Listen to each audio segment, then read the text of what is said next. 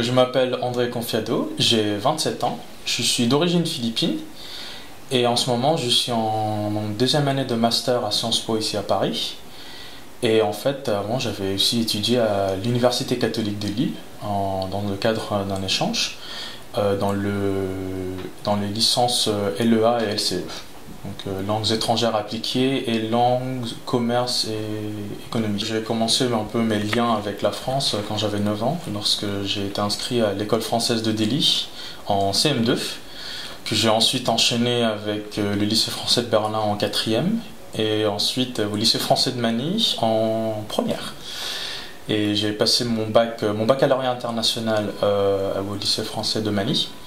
Et ensuite, je suis resté aux Philippines pour poursuivre mes études à l'université. Mes liens avec la France a commencé dès mes 9 ans. Lorsque j'ai été inscrit à l'école française de Delhi, je parlais pas du tout français en fait. Et au cours du temps, j'ai réussi à apprendre le français d'une façon assez courante.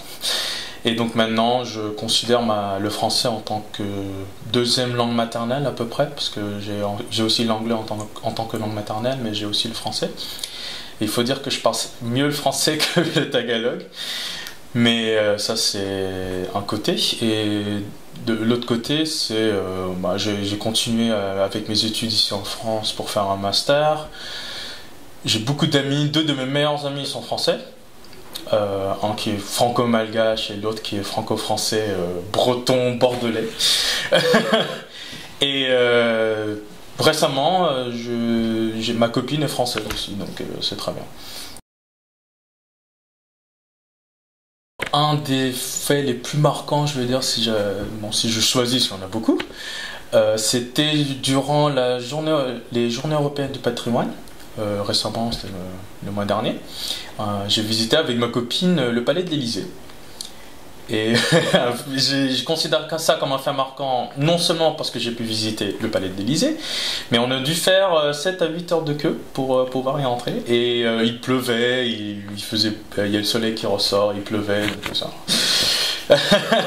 Ça nous a bien marqué, effectivement, mais c'était une opportunité assez rare de pouvoir visiter le palais de l'Élysée et de voir par exemple la lettre d'abdication de Napoléon, les différentes salles, le bureau du président. Ça c'était vraiment intéressant et j'ai trouvé ça très épanouissant aussi, donc pour moi c'était magnifique. Au début je parlais déjà français, j'ai déjà réussi à apprendre le français, le parler couramment. C'est en fait lors de mon séjour à Lille que j'ai commencé à mieux maîtriser la langue française dans un milieu professionnel. Et en fait, mon deuxième travail, c'était pour HSBC Philippines. Mais en fait, c'était un travail délocalisé.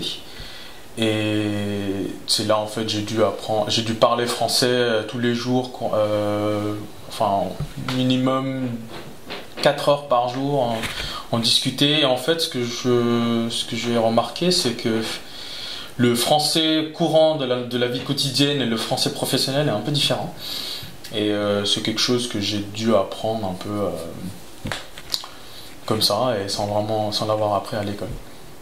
Et c'est ce qui m'avait marqué le plus et c'est ce qui m'a aidé le plus dans ma vie professionnelle. Et c'est grâce en fait à mon séjour à Lille. Je suis un peu plus mûr, je suis devenu un peu plus adulte aussi, le fait de vivre tout seul. Moi, je vivais déjà tout seul, mais à l'étranger, hors du cadre familial. Et aussi, c'est juste le fait de vivre ici en France, ça m'a permis aussi de perfectionner mon français. Dans le sens où on apprend des mots du quotidien et des mots administratifs que sincèrement on ne connaît pas du tout et on n'arrive pas à apprendre à l'école.